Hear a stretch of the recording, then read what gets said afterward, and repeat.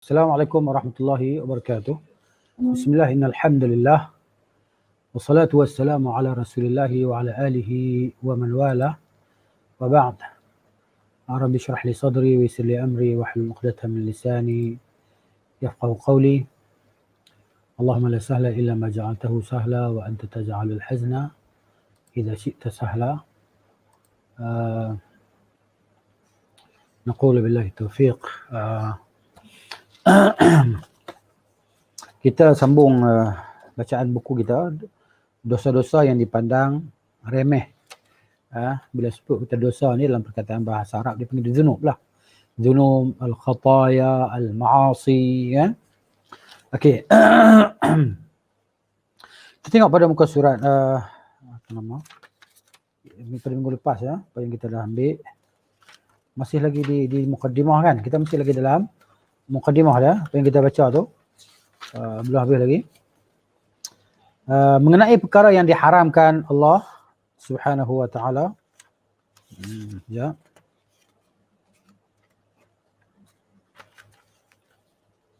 Okay.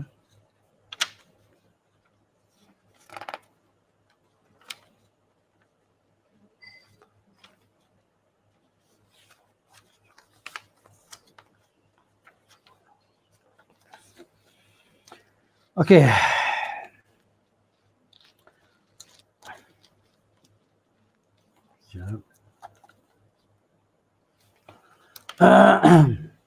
Mengenai perkara-perkara yang diharamkan dalam pernikahan pula. Okay. Ini benar perkara-perkara yang diharamkan. Sebenarnya Allah Ta'ala menyebut segala perkara yang diharamkan tu, kenapa disebut? Kerana tak banyak. Yang banyaknya adalah halal. Yang banyaknya adalah halal. Yang diharamkannya sedikit lah. Bukan seperti ucapan sebagian orang yang mengatakan bahawa itu tak boleh, ini tak boleh, itu tak boleh, ini tak boleh. Habis apa yang boleh? Kan? Sebagian orang yang jahil kan. Yang dalam jahiliah tu maknanya tidak ada pengetahuan tentang agama. Kan? Dia akan kata macam tu lah. Kenapa? Kerana macam menyekat kebebasan mereka untuk hidup di atas muka bumi. Dia nak buat apa saja yang mereka terasa nak buat. Jadi maknanya Islam ni dia menghalang daripada beberapa perkara yang membahayakan kehidupan. Kan? Kehidupan di dunia juga kehidupan di akhirat, dan boleh merosakkan hubungan interaksi di antara sesama manusia. Kan? Di antara sesama makhluk, hatta manusia dengan haiwan pun diperintahkan kita menjaga adab-adab yang tertentu. Kita dengan haiwan pun, kan? Tidak boleh kita menyakiti dan sebagainya. Tidak boleh menzalimi hatta kepada haiwan, hatta kepada haiwan yang halal kita makan. Ayam yang nak dibunuh, yang nak disembelih tu untuk dijadikan sebagai lauk, tidak boleh kita menzalimi dia. Kan? Melakukan perbuatan menyembelih dia di hadapan kawan-kawannya juga satu kesalahan. Yang kita lihat banyak orang di kedai-kedai jual ayam tu kan. Ini mereka tidak meraihkan adab-adab yang begini. Kan? Jadi di mana nak datang keberkatan dalam kehidupan, keberkatan dalam perniagaan? Itu belum kita tengok lagi yang bangla-bangla duk sembelih ayam tu kan. Dia baca bismillah ke tidak kah? Sebab baca bismillah ni wajib, sebut nama Allah ketika menyembelih ni adalah wajib. Mana boleh dia jamak semua sekali. Baca bismillah sekali semua kira okey semua satu harga tu. Mana boleh macam tu. Kan? Jadi makanan-makanan kita ni pun syubhahnya macam-macam lah kan. Jadi kalau kita nak minta sembelih, nak pergi beli minta sembelih kedai ayam sendiri pun dia agak jadi macam satu benda yang payah juga lah. Tapi kalau kita boleh buat itu yang terbaik lah kan. Kalau kita makan ikan kita tak bimbang lah, ikan tak kena nak sembelih. Ikan tak kena nak sembelih. Begitu. Baik, Allah Ta'ala berfirman dalam surah An-Nisa ayat 23. Ya. Allah kata, A'udzubillahi minasyaitonir rajim. حرمت عليكم أمهاتكم وبناتكم وأخواتكم وعماتكم وخالاتكم وبنات الأخ وبنات الأخت وأمهاتكم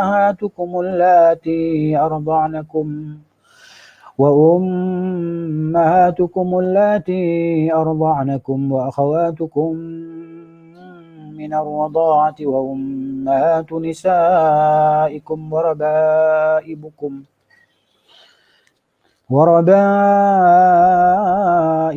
اللاتي في حجوركم من نسائكم اللاتي دخلتم بهن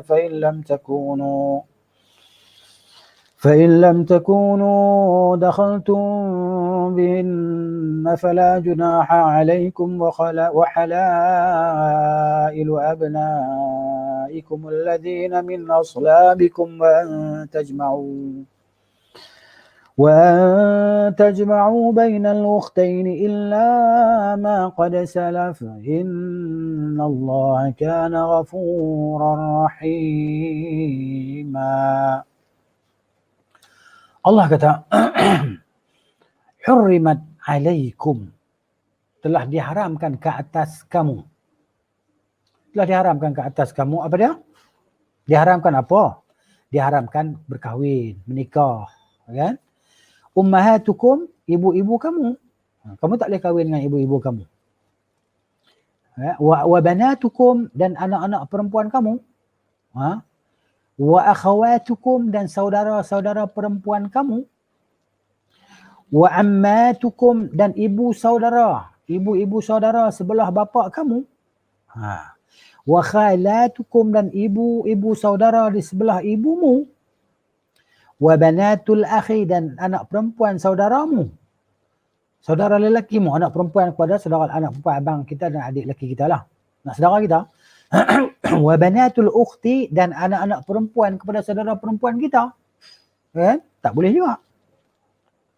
Wa ummahatikum allati arda'nakum, dan ibu-ibu kamu yang telah menyusukan kamu, ibu susu.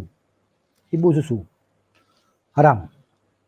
Wa akhawatukum minar rada'ati, dan saudara-saudara perempuan kamu daripada susuan. Tak boleh juga. Wa ummahatuk nisaikum, dan ibu-ibu mentua kamu. Mentua ke mertua? Saya pun confuse juga perkataan bahasa Melayu ni kan. Ibu mertua ke ibu mentua? Saya rasa macam ibu mentua, ibu mertua, tapi tajuk ibu mertua kan. Tak kisahlah. Jadi kita faham kan, mentua ke mertua. Kena buka kamus Melayu pula lah ni. Kan? Dia buat bahasa. Jadi ibu mertua. Biasa kita sebut ibu mertua. No? Tengok balik lah nanti. Saya rasa macam pernah terbaca perkataan ibu mentua. Mentua, mertua. Tak kisahlah. Jadi faham. Dan anak-anak dan anak ibu isteri kamu. Ditulis sini, ibu isteri kamu. Kan ibu mertua kan. Ibu isteri kamu. Warabaibukum, dan anak-anak tiri kamu. Itu dia. Dan anak-anak tiri kamu allati fi hujurikum, yang dia tu berada di bilik-bilik kamu, maksud di rumah-rumah kamu. Bukan bermaksud dia duduk rumah orang lain boleh, tak boleh juga. Jadi anak tiri kita lah, maksud gitu. Anak-anak tiri yang berada dalam pemeliharaan kamu. Maksud dia kalau orang lain belah pun tak boleh juga. Gitu, tak gitu cerita lah. Okay.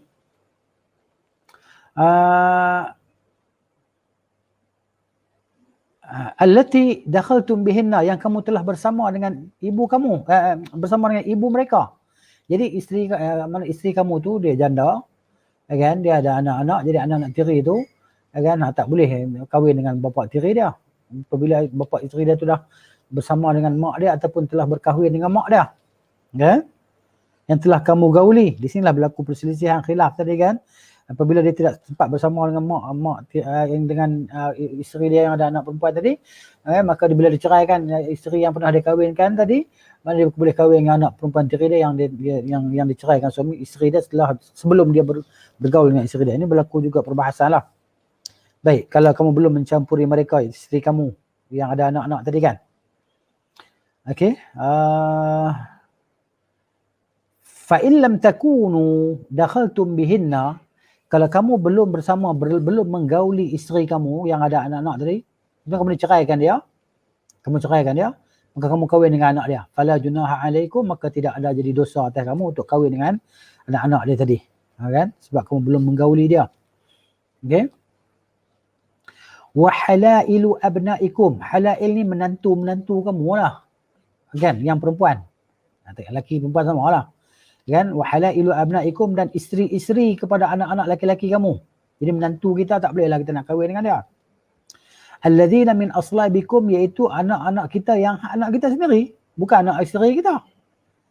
Bukan anak tiri kita, bukan isteri kepada anak tiri kita. Kalau isteri kepada anak tiri kita, maka dia maknanya dia kena tutup aurat lah depan bapa tiri suami dia. Depan bapa tiri suami dia kena tutup aurat. Gitu. Wa halailu abnaikum alladzina min aslabikum wa an tajma'u, dan diharamkan kamu menghimpunkan di antara saudara perempuan. Bainal ukhtaini, di antara saudara perempuan. Kahwin dengan adik, kemudian kahwin dengan kakak, kan? Dua-dua kahwin, tak boleh. Begitu juga dalam hadis disebut dilarang kita menghimpunkan di antara anak saudara dan ibu saudara dia. Kan? Kahwin dengan mak saudara dia, lepas tu kahwin dengan anak saudara dia pula. Tak boleh. Kan? Menghimpunkan di antara anak saudara dan ibu saudara kepada perempuan tadi. Sebab nak kahwin dengan mak saudara dia, tapi kahwin dengan budak perempuan tu. Kahwin dua-dua sekali tak boleh. Tapi kalau diceraikan salah seorang, kemudian kahwin, boleh lah. Kan? Boleh lah, dicerai. Baik, macam tadi lah, macam berkahwin dengan dua saudara perempuan kan. Ceraikan yang pertama, kahwin yang kedua boleh lah. Adapun himpun dua sekali tak boleh. Illa ma qad salah, melainkan apa yang telah berlalu sebelum Islam. Sebelum Islam. Maka itu kena, bila dah Islam dia kena berpisah lah. Dia kena pisahkan, dia tidak boleh berterusan macam itu. Innallaha kana ghafurar rahima, sungguhnya Allah Taala Maha Pengampun lagi Maha Penyayang. Okey, kita tengok muka surat sebelah. Dalam hal berkaitan usaha mencari pendapatan pula, mencari pendapat pula.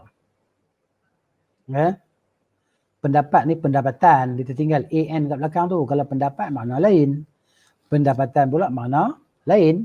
Jadi di sini pendapatan tambah AN kat belakang tu.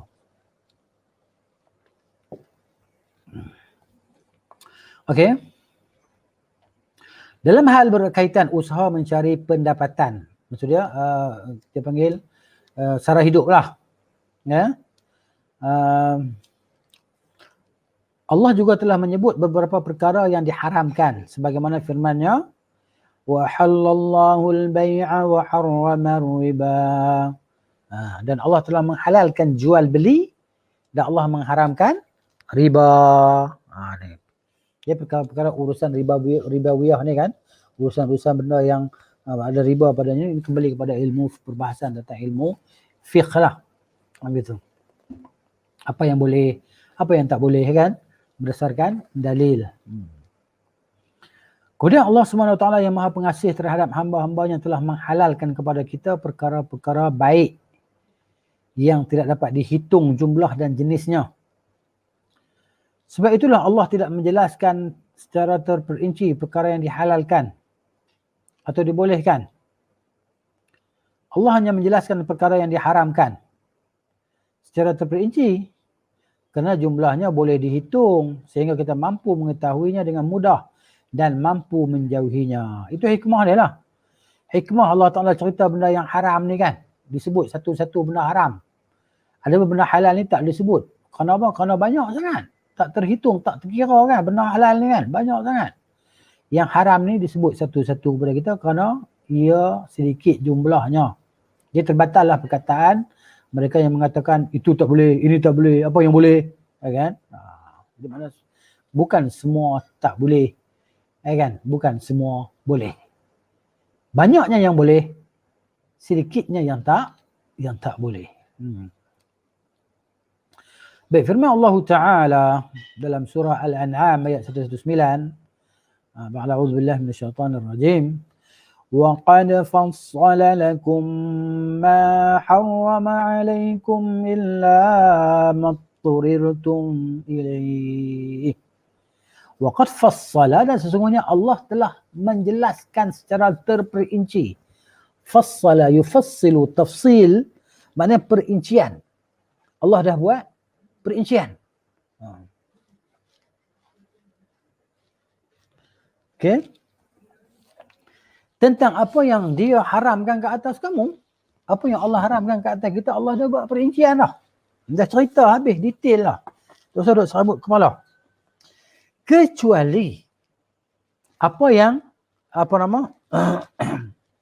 kecuali apa yang kamu ni terpaksa kepadanya. Terpaksa mengambilnya, terpaksa memakannya, terpaksa melakukannya. Kan? Itu Allah, jadi Allah bagi halal mengikut kadar kita, kadar keperluan untuk menyambung hayat. Contohnya babi haram mana boleh makan. Kan? Haiwan-haiwan yang bertaring tak boleh kita makan. Kan? Minum najis tak boleh. Air kencing mana boleh minum, najis. Tetapi kerana apa? Kerana hendak menyambung nyawa. Kerana agama itu datang untuk memelihara nyawa kita. Nyawa kena jaga. Okay? Jadi dia benarkan kepada kita untuk ambil sesuatu yang kadar dengan kadar yang boleh menyambung nyawa kita. Itu. Sebab tu Allah sebut illa matturirtum ilaihi. Kecuali apa yang kamu terpaksa kepadanya. Ini terpaksa dah, tak ada jalan dah. Tak ada jalan dah, kena buat macam ni dah. Dibenarkan. Begitu. Manakala perkara-perkara yang dihalalkan pula Allah hanya menerangkan secara umum selagi perkara itu termasuk perkara yang baik. Di firman Allah Ta'ala, A'udzubillahi minasyaitanir rajim. Ya ayyuhan nasu kulu mimma fil ardi halalan tayyiba. Wahai sekalian manusia, makanlah kamu semua. Kamu semua makanlah apa yang ada di bumi ini yang halal, yang baik, kan? Yang halal, yang tak baik jangan makan. Yang tak baik, yang ada racun jangan makan. Contohnya ikan buntal. Ikan buntal ni dia halal, ikan. Tapi dia beracun kan. Kalau kita tak pandai nak makan dia apa semua, kan tak boleh makan. Kerana wala tulqu bi aidikum ila tahlukah, jangan mencampakkan diri kamu ke dalam kebinasaan. Begitu. Yang memudaratkan kita, tak boleh makan lah. Ini dia. Yang halal, yang tayyib, yang elok. Jadi yang elok ni semua kita kata itulah dia kan. Banyak sangat lah. Banyak sangat. Bukan maksudnya yang elok ni mesti yang kita tengok tidak, bentuk dia tidak menyebabkan kita ni jadi geli dan sebagainya. Contohnya belut. Belut kan. Siapa kenal belut? Tak kenal belut terus lah. Apa nama boleh Google lah, tengok belut, B-E-L-U-T, belut. Kan? Jadi belut ni, kalau saya ni sendiri, saya sendiri ni saya geli lah nak tangkap dia. Sebab dia ni macam ular kan. Belut ni dia panjang macam ular, sebiji macam ular. Tapi dia warna kuning kan. Tapi itulah, kalau kita potong-potong dia macam dia darah banyak, dia ni dah banyak darah. Tak tahu lah orang buat ubat ke apa ke, wallahualam. Tapi dia orang buat sup, sedap lah. Dan saya pun pernah makan lah sup dia. Kan? Sup belut. Dia potong-potong dia banyak-banyak tu kan. 2 inci dia potong kan. Dia tengok tak nampak macam ular sangat. Tapi sedap lah kot. Sedap lah. Digoreng kan. Digoreng boleh panjang-panjang. Ikan, dia jenis spesies ikan juga. Tapi kita geli kan. Tapi dia halal. Kalau kita nampak macam geli, bukan bermakna benda tu haram. Kan? Kita tak kisah. Macam saya dulu, saya pernah duduk di Pakistan. Dengan orang Pakistan. Orang Pakistan dia tengok macam benda-benda yang pelik-pelik, dia terus kata haram. Contohnya apa dia yang benda pelik? Contohnya ikan pari. Ikan pari ni dia orang buang bertimbun-timbun. Kalau kita pergi dekat fishery tu kan, tempat orang naik ikan daripada laut tu, kau tengok ikan pari ni bertimbun-timbun dibuang ni. Padahal ikan pari ni sedap kan. Penuh sekali kami pergi minta kan dia orang balik dari laut, minta ikan pari dia buang. Kita kata jangan buang bagi kami. Dia tanya kita pula, tu Musliman kan, tu Musliman Dia kata kamu ni orang Muslim ke? Kita kata Musliman. Musliman ni orang Islam lah, Muslim. Jadi dia terkejut.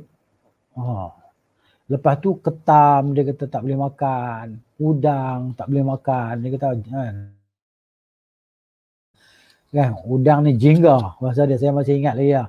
Walaupun dah balik daripada Pakistan ni, balik tahun 99 dulu saya balik lama kan. Sikit-sikit lagi kata-kata tu, jingga, kekra. Kan? Jadi jingga ni udang. Udang pun dia kata bila kita makan dia kata Musliman. Pelik dia kita makan udang kan. Bila kita kata ni sedap. Tapi yang saya peliknya bila kita pergi kat market dia kan, dia jual udang punya lah mahal. Dia jual ketam punya lah mahal. Tapi dia tak makan. Rupanya sebab apa tahu tak? Sebab Chinese restaurant tu mereka akan beli. Orang Cina yang buka restoran dia beli sana. Dia bukan memasak dekat restoran mereka lah. Gitu rupanya. Itu nak ceritanya Kan benda tu halalan tayyiban. Baik, tapi dia pun tengok mungkin dia rasa geli kot. Kan gudang dengan kan pelik nampak rupa dia kan. Lepas tu ikan bukan semua jenis ikan pula dia bawa makan. Ikan pari dia bawa tak makan. Tak tahu lah gitu. Dia berkata haram. Padahal dia sesuatu yang halal sebab berdasarkan hadis kan. Apa saja yang hidup di laut tu adalah halal. Hatta singa laut kalau nak makan, makanlah. Singa laut, anjing laut. Kalau boleh lu makan, makan. Tak ada masalah apa. Dia hidupan laut. Habis tu nama babi laut, singa laut. Tak kisahlah nama apa. Nama orang bubur je. Gitu. Baik. Antara perkara termasuk rahmat Allah ialah dia menjadikan dasar segala sesuatu adalah halal. Jadi maknanya kaedah ni, kaedah umum. Segala apa nama perkara-perkara ni kan ya, di atas muka bumi ni semua adalah halal kecuali ada dalil yang mengharamkan. Itu kaedah. Al-aslu fil asya' al-aslu fil asya'i al-ibahah. Asal dalam satu perkara adalah harus halal. Maksudnya tak kisahlah apa yang tengok atas muka bumi ni semua halal kecuali yang diharamkan oleh syariat. Contohnya buaya. Buaya boleh makan buaya. Buaya kan, buaya dia ada taring tak ada taring? Soalan dia. Kalau ada taring tak boleh makan lah. Gigi dia semua taring kan? Gigi dia buaya. Tak boleh makan lah. Hal ni menunjukkan betapa pengasihnya Allah Subhanahu wa taala dan betapa luasnya rahmat Allah terhadap hamba-hambanya. Oleh itu kita wajib mentaati, memuji dan bersyukur kepadanya.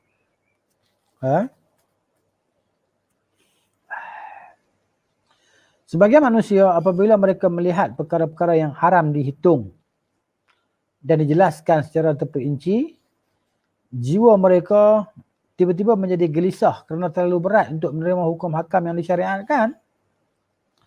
Ini menunjukkan betapa lemahnya iman mereka. Iman ni lemah sangatlah. Macam tadi lah kan. Itu tak boleh, ini tak boleh. Padahal banyak pun boleh. Ada sebahagian yang tak boleh. Dan betapa sedikitnya pemahaman mereka tentang syariat Allah. Jadi maknanya sebab tu wajib belajar, wajib menuntut ilmu. Menuntut ilmu sama ada membaca, bertanya, mendengar. Kan? Itu cara menuntut ilmu. Bila kita baca kita tak faham, tanyalah orang yang mengetahui. Jangan kita faham sendiri. Bila kita baca sesuatu kita rasa, tak nak dengar lah benda ni. Faham dia macam ni kot. Mana boleh kot. Kan? Kena pergi cari, tanya ahli dia lah. Siapa yang ahli dalam perkara tersebut. Okey. Apakah mereka ingin agar Allah jelaskan secara terperinci mengenai halalnya daging unta, lembu, kambing, arnab, kijang, kambing gurun, ayam, burung merpati, angsa, itik, burung unta dan sebagainya yang melambat-lambat di atas muka bumi ni. Yang disembelih dan juga belalang serta ikan. Kan? Belalang. Kan? Belalang apa? Belalang ni. Jadi bila sebut belalang tu dah lah. Nama dia punya status belalang juga ikan. Jadi tak berhajat kepada sembelih. Apa dia? Ikan, belalang tak berhajat kepada sembelih. Nak kena sembelih pula. Sembelih macam mana ikan ni kan?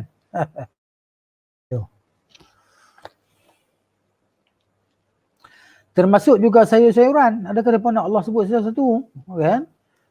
Kobis, buah-buahan. Jenuh buka kamus lah kita. Jadi kamus Quran lah pula.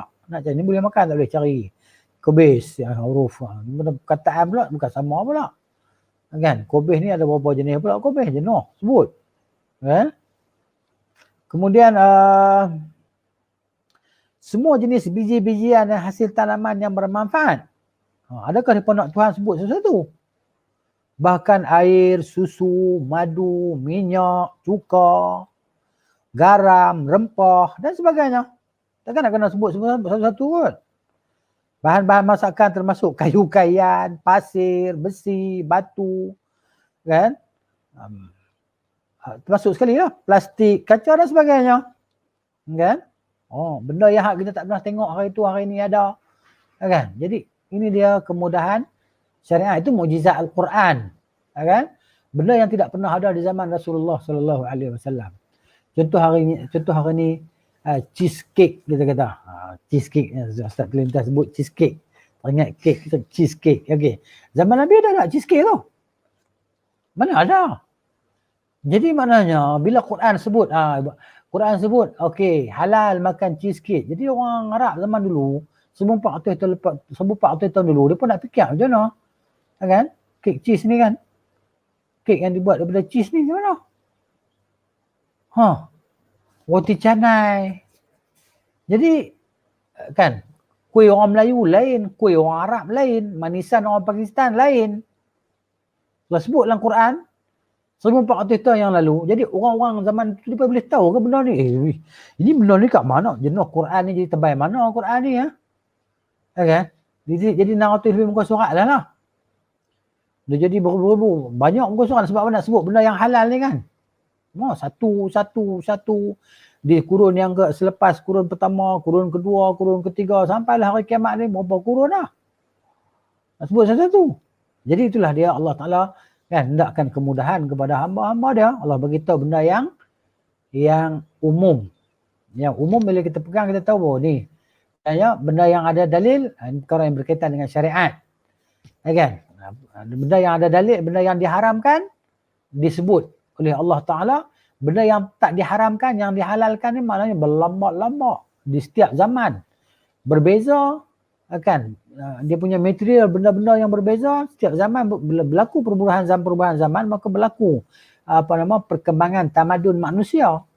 Manusia dalam tamadun sains teknologi ni kan dia pun mengadakan berbagai-bagai perubahan. Zaman Nabi mana ada? Vaksin mana ada? Kan? Sekarang ni zaman kita okey. Sebelum kita kata wabak pandemik ni berlaku, kita kenal tak Pfizer, kita kenal tak AstraZeneca, kan? Kita kenal tak Sinovac, kita tak kenal. Perkataan ni mana ada, kan? Tahun lepas mana ada perkataan ni. Bila timbul masa nak vaksin baru ada benda ni. Oh, awak kenal apa? Saya kenal Pfizer lah. Oh, saya AstraZeneca, Sinovac. Itu vaksin. Kan? Sebelum ni kita tak pernah dengar pun. Tidakkah Quran nak sebut satu-satu? Macam mana? Dia tidak jadi mukjizat lah. Dia tak jadi mukjizat. Begitu. Jadi Quran ni sebut secara macam ni. Al-aslu fil asya'i al-ibahatu. Asal dalam segala perkara ni semuanya halal. Buatlah apa pun. Halal. Kecuali perkara-perkara yang diharamkan oleh syariat. Ini tak boleh. Contohnya perkara yang memudaratkan kita. Apa dia benda yang memudaratkan kita? Jadi semua perkara yang memudaratkan kita tak boleh kita buat. La dirar wala darar. Tidak boleh mudarat orang lain, tak boleh mudarat diri sendiri. Allah kata wala tulqu bi aidikum ila tahlukah. Jangan campakkan diri kamu ke dalam kebinasaan. Umum pada makanan ke, pada perbuatan ke, pada minuman ke, pada percakapan ke. Jangan. Begitu. Jelas kan? Kemudian minyak, cuka, tadi kita baca tadi. Selain itu, apakah mereka juga ingin agar Allah jelaskan secara terperinci mengenai hukum dibolehkan menunggang kuda, naik kenderaan, kapal laut dan kapal terbang? Adakah dia pun nak sebut macam tu? Macam sebahagian daripada orang jahil kan? Atau orang tu ada title start pun dia kata puak-puak Wahabi ni. Mereka ni, kan? Kalau nak ikut sunnah Nabi, bagi tahu kat mereka lah, pergi Mekah naik unta lah, jangan naik kapal terbang. Nampak tak? Pernah dengar tak? Saya rasa pernah dengar orang yang cakap macam tu.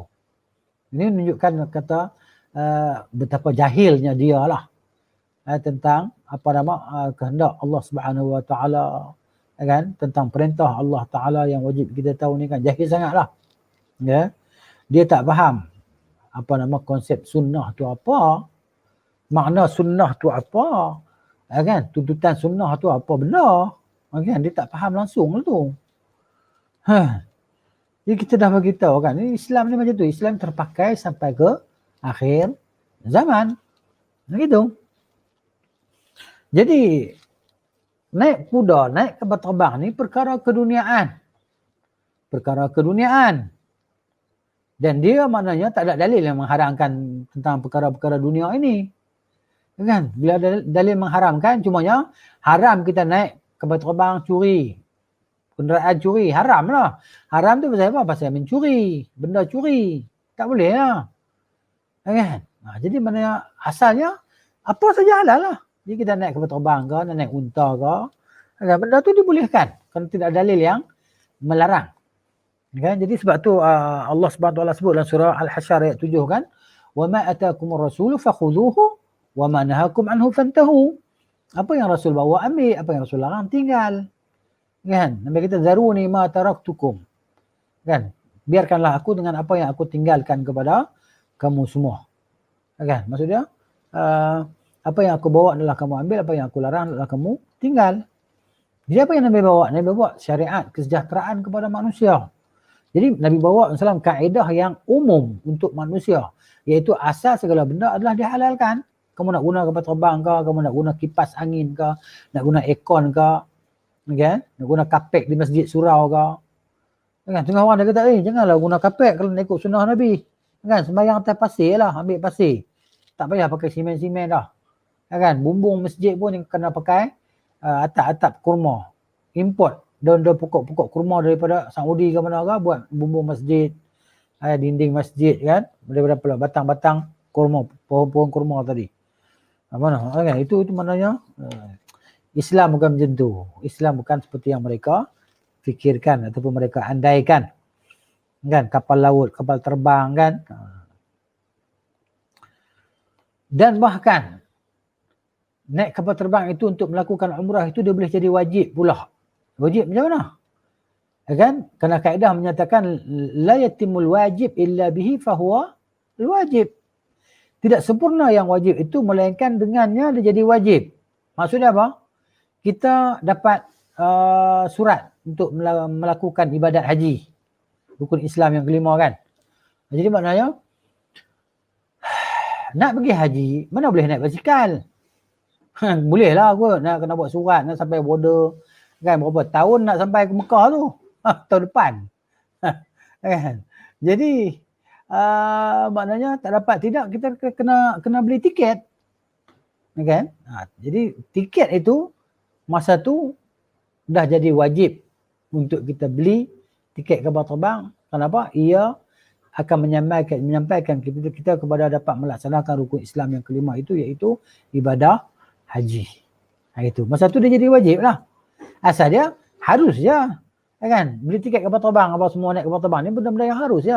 Tapi ada kalanya ketika dia jadi wajib. Kan? Jadi wajib. Begitu. Ini kepentingan ilmu lah. Termasuk juga hukum harus menggunakan mesin basuh, alat pengering. Kan? Kita sekarang zaman teknologi kita ada mesin basuh kan. Dulu tahun 80-an mana ada benda ni di kampung. Kan, saya sendiri lah kan, tahun 80-an tak pernah tengok pun mesin basuh ni. Kan, hujung tahun 90-an baru nampak kot. Kan, 80-an. Jadi nak tengok TV pun payah. Jadi bila mesin basuh ni dia memudahkan kerja kita.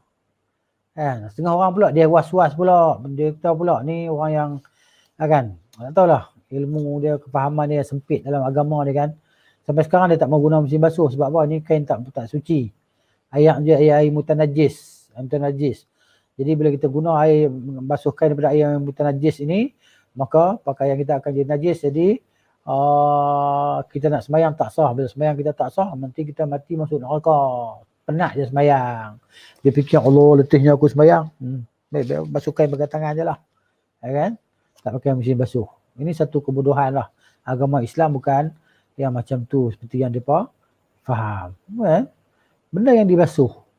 Apabila bercampur najis dengan air yang banyak, hilang sifat-sifat najis tu, maka tak jadi najis lah. Apa nak pening kepala sangat? Kan? Dan benda tu bukan dikekal dalam mesin basuh tu. Dia keluar terus pergi. Kan? Ini satu perkara yang kan, sampai dia membodohkan diri dia, menyempitkan diri dalam was-was dalam agama. Jadi Allah Ta'ala ni dia menghendaki kemudahan untuk hamba-hamba dia. Jadi kalau kita tak boleh nak guna mesin basuh tu, maknanya agama Islam ni macam mana fungsi dia? Di manakah mukjizat, kelebihan agama itu di mana? Rahmatan lil alamin tu di mana? Itu masalah dia kan. Setengah yang begitu lagi sempit.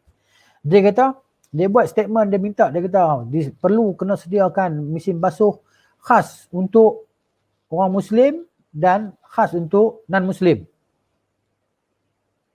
Tulis tu, ini mesin basuh khas untuk orang Muslim. Ini satu lagi benda yang rigid dalam yang jumut dalam agama tu ni. Agama tak suruh macam tu pun. Jadi dia faham agama ikut akal dia macam tu. Ada seorang lah, mungkin tuan-tuan perempuan kenal orang tu, kan? Dia memang orang yang sangat anti dengan gerakan sunnah di Malaysia lah. Dia sangat anti, sangat benci kepada orang yang sunnah. Saya rasa tuan-tuan perempuan pernah baca statement dia ataupun dengar statement dia. Ini menunjukkan tentang tahap kejahilan dia yang amat teruk dan was-was dia dalam agama lah. Kan? Tapi orang tu tak tahulah, katanya dapat doktor lah. Yalah, bukan semua doktor tu doktor.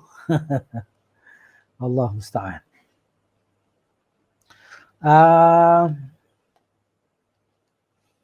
Kemudian dia kata di sini pelbagai jenis mesin-mesin pengisar, pelbagai jenis alat kedoktoran, mesin kira-kira, alat bantuan, astronomi dan alatan-alatan canggih yang lain kan.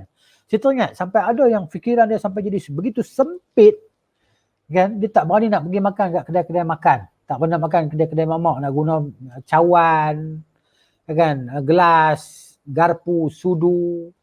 Dia fikir ni mesti ada Cina yang makan babi main makan di kedai ni. Di Cina ni mesti dia guna garpu ni kan, dan dia masukkan dalam mulut dia yang ada bekas daging babi tu. Nanti Allah, kita pula nanti bila basuh dia tak boleh basuh, dia kena sama. Dia jadi sampai macam tu pemikiran dia kan. Sampai-sampai ada yang orang buat bisnes. Lagi teruk ni buat bisnes apa? Jual sabun samak. Sabun samak. Untuk samak kan. Dulu pernah sekali IKEA tu kan. Ada orang bagi fatwa dia kena samak habis segala cawan dan sudu. Ini satu kebodohan jugalah. Satu kebodohan dalam agama. Sebab nak samak satu IKEA tu kan. Ada orang pula beli rumah dia samak pula rumah dia. Beli kereta dia samak kereta dia. Kereta hak elok-elok kena ayak tanah habis. Allahu Akbar. Kebodohan dia sampai tahap macam itulah, kejahilan. Bodoh ni jahil lah macam dia. Baik. Alat bantuan astronomi dan alat-alat canggih yang lain. Apakah mereka juga ingin agar Allah jelaskan secara terperinci mengenai hukum harus memakai pakaian dari kapas, jenis-jenis kain, bulu, kulit binatang, kain nylon dan polister. Kan? Adakah di mana Allah sebut sesuatu macam tu? Termasuk juga hukum mengenai pernikahan, jual beli, kafalah, yakni hak pembiayaan, hiwalah, transfer, sewaan dan kepakaran seperti tukang kayu, tukang besi, pertanian dan peternakan, kan? Dia tambah persenjataan, peperangan, kan? Bukankah kita sendiri mampu menghitung dan memperincikan semua perkara yang dihalalkan? Memang benarlah golongan seperti ini tidak memahami sepenuhnya hakikat kalamullah. Ini poin dia. Pok-pok ni yang apa nama duk sabuk kepala pasal mesin basuh, kan, pasal garpu yang digunakan oleh orang kafir semua tadi, kan, nak kena samak dan sebagainya. Dia pun tidak memenuhi sepenuhnya hakikat kalam Allah Subhanahu wa taala. Itu yang menyebabkan mereka jadi susah, jadi sempit. Baik, mengenai tanggapan segolongan manusia bahawa agama ini mudah. Maka perkara itu memang benar. Kan? Tetapi hakikat di sebalik pemahaman maksud sebenarnya sudah disalahartikan. Yang sebagainya pula dia ni terlalu tafrid. Kan?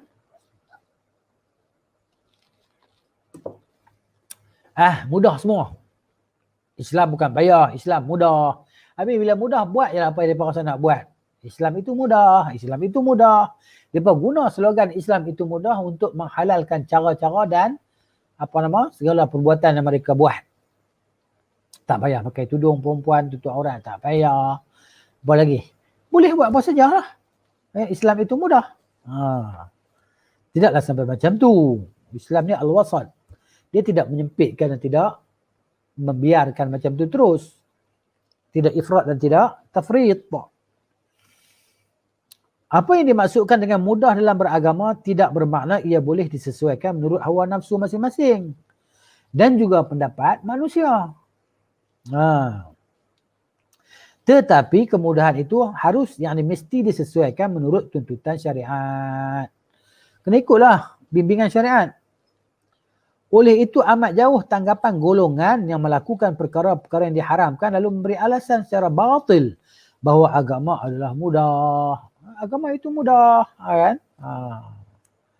Ya, contohnya kita ada emas, kita pergi kedai untuk gadaikan emas kita dengan kita bayar hanya bunga setiap bulan. Nak bayar pokok, nak ambil emas tu tak mampu lagi. Bayar bunga aja, jangan bagi burn, kan? Cukup bulan bayar RM10 bunga. RM10 bunga. RM10 dia kata bukan mahal mana pun, boleh bayar pun setiap bulan. Sementara nak tunggu duit banyak, nak bayar balik, nak ambil balik, nak tebus balik emas yang kita gadaikan tadi. Contohnya dia kata Islam tu kan mudah, bukan memayahkan kita. Dia buat andaian dia sendiri macam tu kan, yang menyesatkan diri dia dan orang lain. Ni. Memang tidak diragukan lagi bahawa agama Islam adalah agama paling mudah dengan kurniaan beberapa rukhsah keringanan yang diberikan oleh syarak. Antaranya seperti melakukan jamak dan qasar dalam solat. Kita boleh sembahyang 2 solat dalam satu waktu. Kan?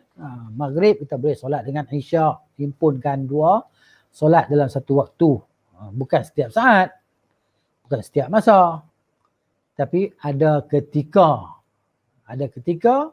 dan masa yang dibenarkan untuk kita ambil kelonggaran yang Allah Ta'ala berikan. Sembahyang yang 4 boleh jadi 2. Asar boleh sembahyang 2. Zuhur boleh dibuat 2. Isyak boleh dibuat 2. Kan? Maghrib tak boleh lah. Maghrib 3 juga. Subuh memang 2 pun. Gitu. Berbuka puasa ketika musafir. Macam kita puasa Ramadan. Jadi mana kita nak balik ke Kedah umpamanya, atau nak balik ke Perak umpamanya, nak balik Kelantan, Perlis, Terengganu, Kelantan, apa semua, Johor, Sembilan dan sebagainya.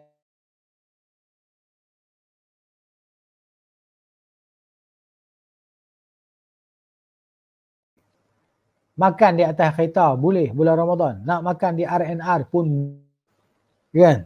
Nak makan di stesen boleh. Stesen bas kata tak kisah. Bulan Ramadan. Syarat kita bermusafir. Boleh. Kan? Tapi dia pun kata nanti kalau kita kata macam tu boleh, semua orang ambil kesempatan lah, penuh stesen bas dengan manusia, bawa bekal pergi makan kat situ. Kan? Jadi maknanya kita ni memandang zahir, manusia kita tidak menghukum batin dalaman manusia. Kalau dia tipu, dia dengan siapa? Dia dengan Allah Ta'ala. Dengan manusia dia lepaslah. Orang tanya, kamu ni betul kamu musafir? Betul tuan, saya musafir tuan. Tidak, maknanya biasanya bulan Ramadan ni bus stand tak ada orang, tiba-tiba tahun ni bila ada fatwa menjadi bus stand penuh orang pula. Kan? Nak musafir mana? Semua kan nak musafir. Rupanya mari makan je. Makan bekal.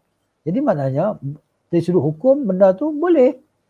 Kan? Mana ketika kita bermusafir. Tapi orang yang menipu bohong tu maknanya dia dengan Allah Ta'ala. Itu ceritanya. Baik, berbuka bagi orang yang berpuasa ketika musafir dalam perjalanan. Boleh musafir makan. Makan atas kereta, atas bas. Atas bas kena marah lah makan. Dia pun tak bagilah makan atas bas. Kerana nanti datang bau macam-macam. Mana mendatangkan ketidakselesaan kepada orang lain. Tak boleh lah. Tak boleh lah, haram kita menyakiti orang. Okey. Menyapu khuf selama sehari semalam bagi orang yang bermukim. Macam saya kan. Musim sejuk pun kita tak ada musim sejuk lah. Tempat kita ni ada musim, kita tempat khatulistiwa ni sejuk pun tidak sangat, panas pun tidak sangat kan. Jadi tapi kalau kita nak berstokin kan, semalaman mana boleh. Bila kita ambil wuduk kita malah nak basuh kaki dah boleh. Syarat dia kita berwuduk dengan sempurna, lepas tu kita pakai stokin kita kan. Lepas tu yalah, mana kita buatlah apa kerja kita buat sehingga wuduk kita batal. Untuk solat seterusnya kita hanya perlu ambil wuduk. Bila sampai di kaki kita tak perlu lagi nak basuh, nak tanggal stokin, nak basuh kaki, tak perlu lagi, hanya menyapu saja air di atas stokin tadilah. Kan? Sapuan saja. Bukan basuh. Basuh basah, bila basah ambillah stokin tu. Sapu je, basah tangan, sapu di atas stokin tadi. Itu untuk orang yang tidak bermusafir lah. Sehari semalam. Bukan 24 jam. Jangan faham 24 jam. Dia faham siang dan malam. Hari dan malam. Mana kalau saya pakai hari ni pukul 6 petang. Pukul 6 petang saya pakai stokin tu. Okay. Saya pun nanti bila nak masuk maghrib nanti wuduk saya batal. Maka saya pun ambil wuduk, saya tidak tanggal pun stokin, saya tak tanggal langsung stokin saya daripada saya pakai tadi dalam wuduk yang sempurna tadi. Kan? Kemudian saya ambil wuduk, bila sampai di kaki saya tidak basuh kaki. Saya tidak tanggal stokin dah. Saya hanya sapu di atas stokin tadi. Terus saya pun sembahyang maghrib. Nanti pula tunggu pula batal pula wuduk. Batal ke tak batal tak kisahlah. Nak ambil wuduk pula ambil wuduk. Sampai kaki kita hanya sapu di atas khuf, dia tak payah tanggal stokin. Syarat jangan tanggal lah stokin kita sebelum tu pun. Okey, lepas tu nanti pula tidur malam kita. Tidur sampailah kita nak solat tahajud ke apa, kita pun bangun ambil wuduk. Kan? Maknanya dah sampai kaki kita tak tanggal stokin, kita tak basuh kaki, kita hanya sapu di atas stokin tadi. Lepas tu kita pun solat subuh pula. Habis je solat subuh. Kan? Bila dah masuk subuh tu masuk hari yang baru lah kan. Bila masuk hari subuh tu masuk hari yang baru. Kan? Maknanya kita kena tanggal stokin, kena ambil wuduk lain lah. Ambil wuduk basuh kaki balik lah. Sebab dia sehari, semalam, hari dan malam. Itu perbahasan daripada sudut fiqhiyah lah. Sudut fiqh. Okey. Kita nak cerita apa? Nak cerita tentang kemudahan agama. Kemudahan Islam ni. Yang Allah Ta'ala berikan kepada kita. Kalau kita musafir pula, kita boleh sapu khuf sebanyak 3 hari 3 malam. Jangan lama tu, 3 hari 3 malam. Akan tetapi apabila sela masa antara masa-masa tu, kita berjunub. Bila berjunub nak kena mandi wajib. Jadi mandi wajib kita kena tanggal lah balik khuf tu sebab nak mandi. Kan? Itu cerita dia. Okey.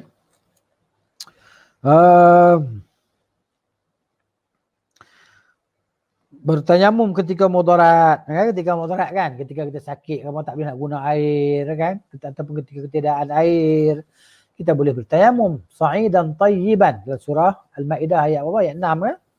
Allah Ta'ala tentang tayammum tadi kan. Fatayammamu sa'idan tayyiban. Bertayamum dengan apa yang ada di atas permukaan bumi. Kan? Sama ada debu tanah ke, apa ke atas meja ke, kan dinding ke. Kan tak kisah. Kan tepuk kan, dah sapu di wajah dan tangan, 2 tangan tadi. Baik. Jamak solat ketika sakit. Sakit kan. Jadi bila kita sakit, kita boleh himpunkan solat di antara 2 solat ni dalam satu solat. Tapi tidak ada qasar ya. Zuhur 4 rakaat, bagi salam. Asar pula 4 rakaat. Jadi mana kita telah pun solat asar di waktu zuhur, ataupun kita solat zuhur di waktu asar dalam jumlah yang tidak diqasarkan. Tak qasar lah. Kalau musafir baru ada qasar. Tak musafir tak ada qasar. Sebab hukum qasar ini berkaitan dengan orang musafir. Okey. Kemudian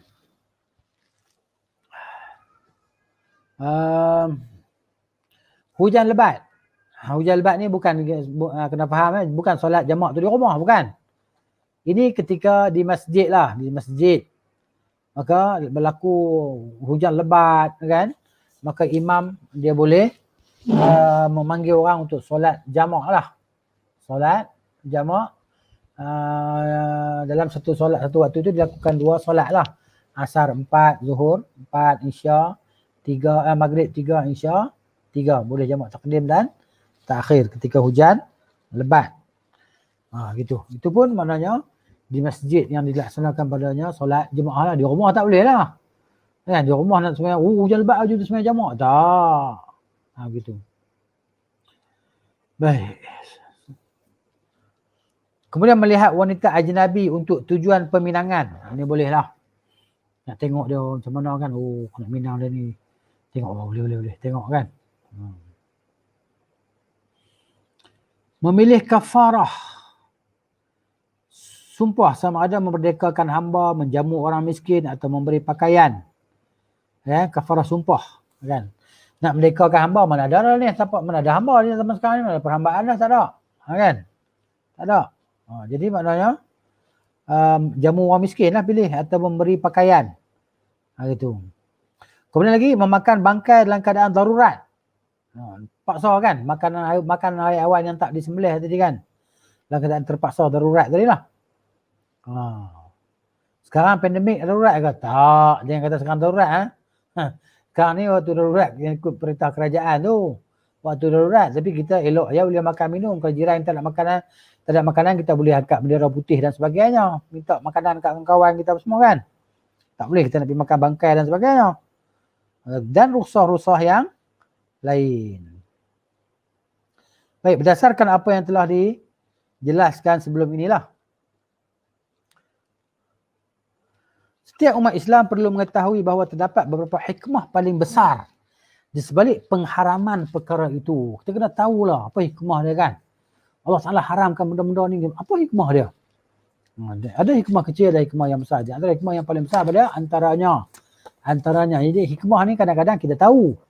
Dan kadang-kadang kita tak tahu. Allah Ta'ala yang maha mengetahui hikmah kan. Contohnya, yang kita tak tahu, kenapa sembahyang zuhur 4 rakaat? Siapa tahu di sini hikmah solat zuhur 4 rakaat? Siapa tahu? Saya tak tahu. Hikmah maghrib 3 rakaat. Siapa tahu? Saya tak tahu. Hikmah subuh 2 rakaat. Siapa tahu? Saya tak tahu. Jadi ada benda yang kita tahu. Ada yang kita tak tahu. Kenapa dia perintahkan kita rukuk selepas qiyam? Apa hikmah dia? Tak tahu. Mungkin ada orang buat kajian. Mungkin dia kata orang Jepun buat kajian solat ni kan. Solat ni ada baik untuk pergerakan badan dalam kesihatan. Tomak ninah dalam solat tadi itu ada mana kajian-kajian, mungkin kajian-kajian mereka buat kan untuk tengok apa dia kelebihan mengangkat takbir kan, angkat takbir, angkat tangan, lepas tu rukuk, i'tidal, sujud, duduk dua antara dua sujud kan. Sehingga kita tahu ketika wabak pandemik ini berlaku kan ada profesor yang bagi tahu, tunjuklah YouTube kan. Dia kata di antara cara untuk melegakan pernafasan paru-paru kita ni, mana kita duduk dalam posisi sujud. Dia duduk tu mana kita faham lah. Kalau orang Islam dia ada cara dia buat. Tapi dia buat cara tu, tapi dia buat cara tu cara tak betul dalam sujud tadi kan. Dia letak tangan di atas kepala buat sujud kan. Macam kita solat dalam sujud dalam solat macam tu. Dia kata itu baik untuk paru-paru kita. Itu kajian yang dia buat. Itu segelintir sebahagian daripada hikmah yang diketahui. Tapi hakikatnya kita tak tahu sebab Tuhan suruh buat. Jadi kita hanya sami'na wa ata'na. Kita dengar dan kita taat. Dan Nabi pun kata sallu kama ra'aitumuni usalli. Solatlah kamu sebagaimana kamu lihat aku solat. Nabi tak beritahu bahawa solat ni bila kita rajin, kita akan dapat kesihatan yang baik, perjalanan darah yang stabil kan. Gitu.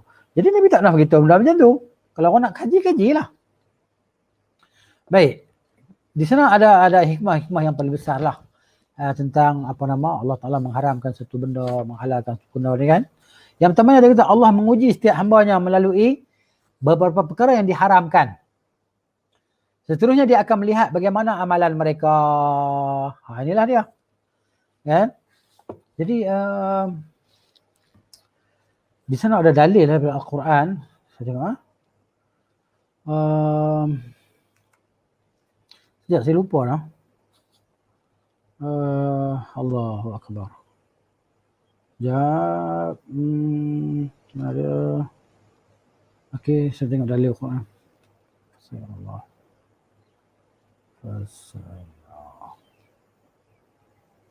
Okey, kalau kita tengok dalam surah. Okey, saya buka surah. Saya dah share screen di sini kan. Okey, saya cuba buka daripada sini. Mushaf. Surah At-Taubah. Ayat 105. Taubah surah nombor 9. Okey, ayat 105. Okey, 105 At-Taubah. Ni saya download ke komputer quran.com. Siapa-siapa nak download boleh lah quran.com. Boleh download situ ya Quran ni. Yang mudah bagi kita nak buat kerja ke perkara tak kisahlah. Okey, 105. Okey. Tengok Wa qul i'malu. Tengok Allah kata, a'udzubillahi minasyaitanir rajim. Wa qul i'malu fasayarallahu 'amalakum wa rasuluhu wal mu'minun. وستردون إلى عالم الغيب والشهادة فينبئكم بما كنتم تعملون. وقل يعملوا, dan katakanlah Muhammad sallallahu alaihi wasallam, beramallah kamu semua. Beramallah kamu semua. Fasayarallahu amalakum, maka nanti Allah akan melihat amalan kamu. Ya? Wal mu'minun, dan orang-orang beriman pun akan melihat amalan kamu. Okey? Dan nanti kamu akan dikembalikan kepada yang Maha mengetahui segala yang gaib dan yang zahir, maka dia akan ceritakan kepada kamu dengan apa yang kamu semua telah kerjakan. Baik. Allah menguji setiap hamba melalui beberapa perkara yang diharamkan. Seterusnya dia akan melihat bagaimana amalan mereka. Allah akan tengoklah amalan kita. Masya Allah telah uji Bani Israel. Bani Israel Allah uji dengan mereka sendiri yang haramkan. Mereka sendiri yang bertindak mengharamkan sesuatu atas diri mereka. Jadi Allah Ta'ala beratkan, Allah Ta'ala susahkan ke atas mereka. Kan? Jadi Allah bagi kepada mereka ni peluang untuk buat bekerja pada hari sekian-sekian, dan hari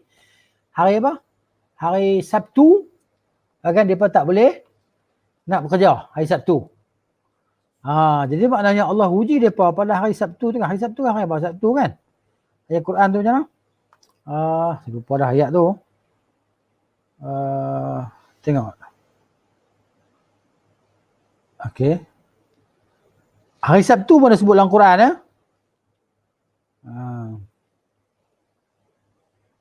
Okey. Okey, surah Al-A'raf ayat 163. Okey, surah nombor 7, saya buka kan, tengok. Okey, ayat 163. 163 panjang bawah no. Ya tu. Scroll. Okey ni. 163. Tengok ya. Kita tengok. Ini hari Sabtu. Allah uji pok-pok Yahudi ni kan. Allah uji, tengok ya. A'udzubillahi minasyaitonirrajim. واسألهم عن القرية التي كانت حاضرة البحر إذ يعدون في السبت إذ تأتيهم حيتانهم يوم سبتهم شرعا ويوم لا يسبتون لا تأتيهم كذلك نبلوهم بما كانوا يفسقون. Was'alhum, Allah kata tanyalah mereka, wahai Muhammad Rasulullah sallallahu alaihi wasallam, tanyalah mereka anil qaryah. Allah suruh Nabi tanya siapa ni? Tanya pok Yahudi itulah. Tanya pok Yahudi tentang ilmu mereka dalam Alkitab tu. Tentang al-qaryah, satu perkampungan. Kan? Satu perkampungan. Mesti tak sebut qaryah kampung apa kan. Jadi sebab tak sebut pun tak apa, bukan penting pun. Kalau orang nak pergi cari, mungkin dalam Israeliat, cerita Israeliat ni disebut kampung-kampung tu kampung apa. Tapi lah hadis tak sebut pun di sini.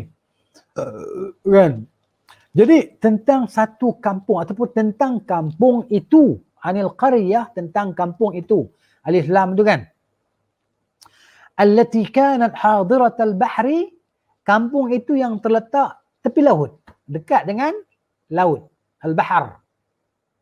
Idh ya'duna fi sabti, ketika mereka melanggar aturan pada hari Sabtu. Itu dia. Kan? Okey. Mereka melanggar aturan pada hari Sabtu. Idh ta'tihim hitanuhum, di mana waktu itu, hari Sabtu itu datang kepada mereka ikan-ikan. Sebab mereka tak boleh hari Sabtu, mereka kena berehat, tak boleh buat kerja. Kalau mereka buat kerja, mereka telah akan ditimpa bala, ditimpa musibah dan kemurkaan Allah. Jahat sangat kan Allah Ta'ala timpakan mereka benda-benda buat ni. Benda ikan ni mari timbul akan duk tayang kat mereka kan. Orang Kedah kata duk layang. Ikan tu mari berenang. Kita ni kalau tengok ikan, Allah, mungkin meleleh liur tengok ikan ni kalau masak ni sedap ni. Tiga rasa. Ya. Oh ini masak merah ikan ni. Oh ini kalau masak singgang. Ya, singgang tu singgang.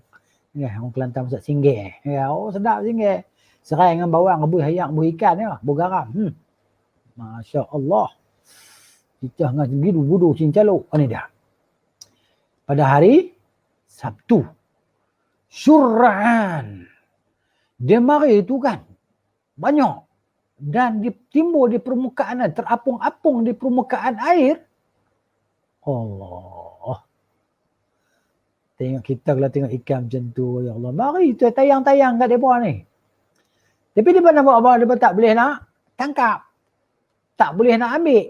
Sebab hari Sabtu tak boleh buat kerja.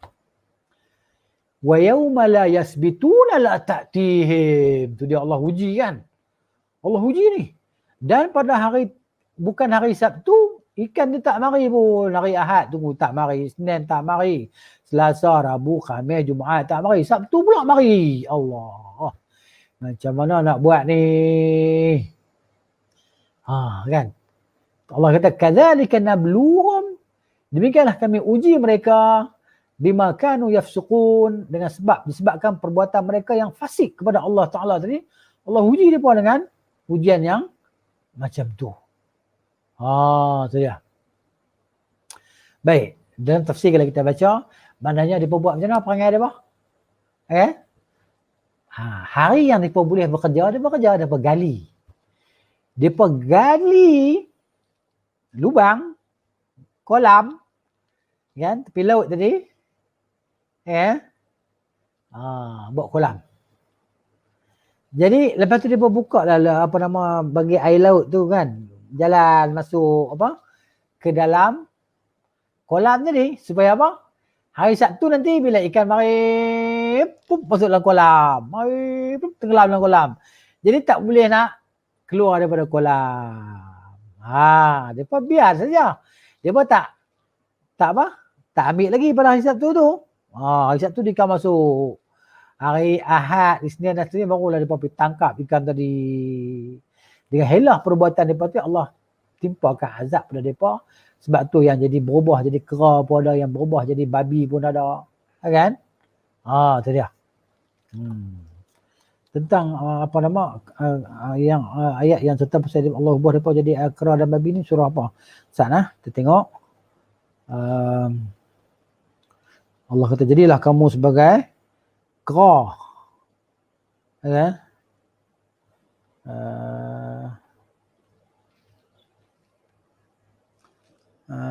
Surah ni jugalah. Ayat 165. Surah ni juga. Buka bawah 165 ni 163 kan? 163, 164. Kan? وَإِذْ قَالَتْ أُمَّةٌ مِّنْهُمْ لِمَ تَعِظُونَ قَوْمًا اللَّهُ مُهْلِكُهُمْ أَوْ مُعَذِّبُهُمْ عَذَابًا شَدِيدًا قَالُوا مَعْذِرَةً إِلَى رَبِّكُمْ وَلَعَلَّهُمْ يَتَّقُونَ. Ni. Okay. Kemudian ayat 166. 165. 166. Okey, 165. فلما نسوا ما ذكروا به أنجينا الذين ينهون عن السوء وأخذنا الذين ظلموا بعذاب بئيس وأخذنا بالذين ظلموا بعذاب بئيس بما كانوا يفسقون فلما عتوا عما نهوا عنه قلنا لهم كونوا قردة خاسئين.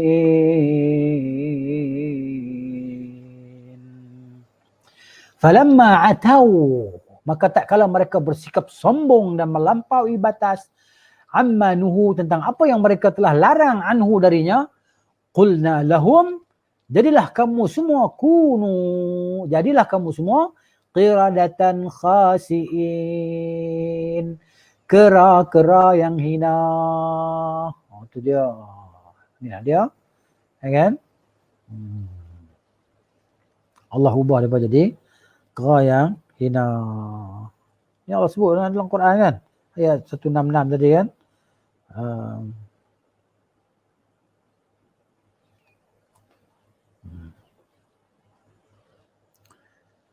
Kemudian lagi dalam surah Al-Ma'idah ayat 60. Okey. Klik Al-Ma'idah surah 5 ayat 60. Verse 60. Mana dia? Scroll. 60. Okey. Ni. Tengok ya. Tengok kita baca. A'udzu billahi minasyaitonir rajim. قل هل أنبئكم بشر من ذلك مثوبة عند الله من لعنه الله وغضب عليه وجعل منهم القردة والخنازير وعبد الطاغوت أولئك شر مكانا وأضل عن سواء السبيل. قل katalah hai Muhammad sallallahu alaihi wasallam kepada mereka, hal maukah kamu semua unabbiukum, aku ceritakan kepada kamu semua, aku nak cerita kepada kamu semua min syarr bisyarrin, dengan yang lebih buruk daripada demikian itu, kan? Okey. Yang lebih buruk pembalasannya dia orang-orang daripada orang-orang fasik itu, mathubatan indallahi, sebagai balasan daripada sisi Allah Subhanahu wa taala. Ya, mathubah ni balasan lah, thawab. Mathubah, thawab. Athaba, mathubah. Kan? Maf'ul, maf'ulun. Okey. Inda Allah di sisi Allah. Man la'anahu Allah, iaitu mereka orang-orang yang Allah telah laknatinya. Kalau terjemah klasiknya, yang melaknatinya, melaknati akannya oleh Allah. Itu klasik lah. Jadi yang Allah laknatinya. Wa ghadiba alaihi, dan dia murka, dan Allah murka ke atasnya. Apa dia? Apa yang Allah jadikan? Wa ja'ala minhumul qiradah. Dan Allah jadikan daripada kalangan mereka itu, pokok Yahudi ini, daripada mereka al-qiradah, iaitu kera-kera. Kera-kera, monyet. Monyet lain, kera lain. Tak apalah, spesies yang sama. Wal khanazira, dan babi-babi. Khanazir ni adalah perkataan plural kepada khinzir. Khinzirun, khinzirani, khanazir. Jamak taksir. Dan babi-babi. Itu dia. Al-Quran bersebut benda-benda yang hina ni. Allah sebut dalam Quran ni. Anjing Allah sebut, babi Allah sebut dalam Quran. Kan? Menteruk yang kan perumpamaan keburukan tadi, kejahatan. Wa abadat taghut, dan penyembah berhala, penyembah taghut. Ulaika, mereka itu syarrum makanan, seburuk-buruk tempat kedudukan. Ya. Wa adallu, dan paling sesat. Adall an sawa'is sabil, daripada jalan yang lurus. Ini Allah sebut dalam Quran. Jadi Allah, mana Allah beri ujian kepada hamba-hambanya, kan, bila mereka tidak menepati, tidak sabar menghadapi ujian tu, Allah beri cash. Allah bagi cash ni. Jadi pada puak Bani Israel tu Allah bagi cash kat mereka, jadi kera. Tak ada yang jadi babi kan. Dan kita hari ni pun Allah Ta'ala bagi cash jugalah di atas segala maksiat, dosa yang berleluasa melampau kan. Melampau sangat umat manusia di atas muka bumi ini melakukan kemungkaran, kejahatan, kesyirikan terhadap Allah Ta'ala di merata tempat, berleluasa. Okay? Maka Allah timpakan pandemik wabak ini yang meratai dunia. Kan? Meliputi, menyelubungi seluruh dunia dengan wabak, kuman, virus COVID-19 ni, varian Delta lah, apa-apa benda lagi tu tak tahu. Yang mari tadi kan orang yang tak ada simptom pun ada, kena kolap terus, mati terus. Dahsyat. Itu pun nak contoh kata manusia ni masih sombong. Kan? Dan dalam keadaan macam ni pun Allah Ta'ala beri kepada kita, dan hikmah dia banyak jugalah. Di antara hikmah dia, puak-puak ahli bid'ah ni tak boleh nak buat bid'ah. Kan? Puak-puak ahli bid'ah ni tak boleh nak buat bid'ah. Talqin orang mati tak boleh buat dah lah ni. Kenuri, tahlil arwah tak boleh buat dah lah ni. Jadi puak-puak ahli bid'ah ni mata tak boleh buat lah benda-benda bid'ah ni. Itu dia, kalau kita ada cerita-cerita benda di bid'ah, benda tu bid'ah, dia pun duk kata kat kita macam-macam kan. Akhirnya dia kata kita ni golongan ekstrim dalam agama. Itu tak boleh, ini tak boleh, semua tak boleh. Apa yang boleh? Puak-puak Wahabi ni. Kan? Jadi hikmah dia kan. Ni tak boleh buat, tu tak boleh buat. Biasa kalau awal Muharram malam doa baca Yasin berapa kali? Yasin 3 kali. Doa awal tahun, doa akhir tahun. Tapi lah ni dia pulung buat kau online lah. Buat online. Jadi online berapa sangat lah orang nak ikut. Jadi buat ahli bid'ah ni, kan dia pun rasa nak buat, dia pun buat jugalah. Macam mana cara dia pun buat juga. Tapi tak fikir benda tu Allah Ta'ala timpakan sebagai musibah di atas kejahatan dan kemungkaran yang mereka buat di atas agama Allah.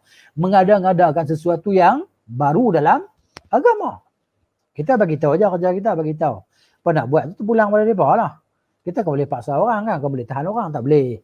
Kita bagi tahu ni tak ada dalam sunnah, tak ada dalam agama, tak buat. Apa kenapa jangan buat? Dia maksiat. Jangan buat. Jadi benda bid'ah adalah maksiat. Takkan maksiat kot, baca Quran, baca Yasin takkan maksiat kot. Yalah, bila kita melakukannya di luar batas yang dibenarkan, maka dia jadi salah lah. Ayat tu tak salah, kita tu yang salah. Okey, itu dia. Dia akan melihat bagaimana amalan mereka dalam ujian tadi. Di situlah, dengan ujian ni barulah dikenal pasti. Jadi nak mengenal pasti sesuatu tu tulen ke tak tulen ke, dengan diuji lah, dibuat uji kaji kan. Macam orang nak kenal emas tu tulen tak tulen lah. Maka dibuat uji kaji, dibakar ke apa semua tadi kan, dilebur, baru dapat emas yang tulen. Jadi keimanan itu juga, keimanan kita kepada Allah Ta'ala, diketahui keimanan orang itu adalah dengan ujian yang Allah Ta'ala berikan kepada kita. Contohnya waktu macam ni kan, ujian Allah Ta'ala timba. Masa tu zahir orang yang beriman, orang tak beriman. Tak beriman, dia cekik diri dia, terjun bangunan, dia bunuh diri. Itu tak beriman. Tak beriman kepada Allah Ta'ala. Orang beriman, dia bersabar. Dia tahu ini satu ujian daripada Allah Ta'ala. Dia bersabar di samping dia berusaha, berdoa. Kan? Maksudnya melaksanakan solusi yang telah disepakati bahawa ia boleh berfungsi sebagai bahan sebab yang boleh menyelamatkan nyawa dengan izin Allah Ta'ala, iaitu vaksin-vaksin yang kita ambil ni kan. Tapi kalau yang anti-vax tu terpulanglah pada mereka kan. Jadi kita bukan nak hantar mereka semua, dari mana masing-masing lah. Mereka pun duk pulun juga lah, hantar video-video kat kita kan. Ini video ambil vaksin, boleh jadi letak si berani melekat dan sebagainya apa semua kan. Macam-macam lah. Kita pula fikir kan. Jadi maknanya kalau benda ni kan nak bunuh, nak mengurangkan populasi masyarakat dunia kepada 5 milion apa semua tadi kan. Jadi 5 bilion ada kata lah. Jadi maknanya tentu ramai yang dah mati. Tapi duk hidup lagi pun. Kita pun dah ambil vaksin yang kedua pun duk hidup tak mati lagi pun. Andai kata kalau kita mati kena vaksin tu hanya sebab lah tak ambil vaksin pun mati juga. Tolong oi. Gitu. Kan? Dia akan melihat bagaimana amalan mereka. Kemudian yang keduanya perbezaan kentara antara penghuni syurga dan neraka. Kita berhenti sudah. Masa kita dah sampai di penghujungnya. Kalau siapa-siapa yang ada soalan, ada perbincangan, bolehlah dipersilakan. Saya nak stop screen saya ni lah. Okey. Apakah tebu tanah mesin dengan perbuatan debu? Dia tidak semestinya debu tuan. Okey. Tak semestinya debu untuk bertayamum, sebab Nabi yang Allah Taala sebut dalam Quran, fatayammamu sa'idan tayyiban. Saya dah tutup share screen tadi. Tidak, saya boleh tunjuk surah Al-Maidah tu kan, ayat 6 tu kan. Mana sa'i, apa dia yang dimaksudkan dengan sa'idan tayyiban? Allah Taala kata turaban al-ard. Cumanya secara dia panggil aghlabnya bila sebut permukaan bumi ni tentulah yang diratai dengan debu dan tanah, kan? Tapi tak kisah, apa saja di belakang unta pun boleh nak tepuk. Kan? Tidak semestinya ada debu. Tak semestinya debu. Ni kita panggil perbahasan tentang mazhab lah. Ada mazhab yang dia menetapkan mesti debu. Tapi yang rajahnya insya-Allah wallahu taala alam, apa saja yang berada atas muka bumi, kan, kalau kita kat hospital, kan, atas katil tak boleh guna air, tepuk je kat dinding tepi tu kan, kat katil kita ke, sapu muka dan dua tangan, kita dah boleh mengangkat hadas. Ketika kita tak boleh menggunakan air, kalau kita boleh guna air, mesti guna air lah untuk kita solat tadi.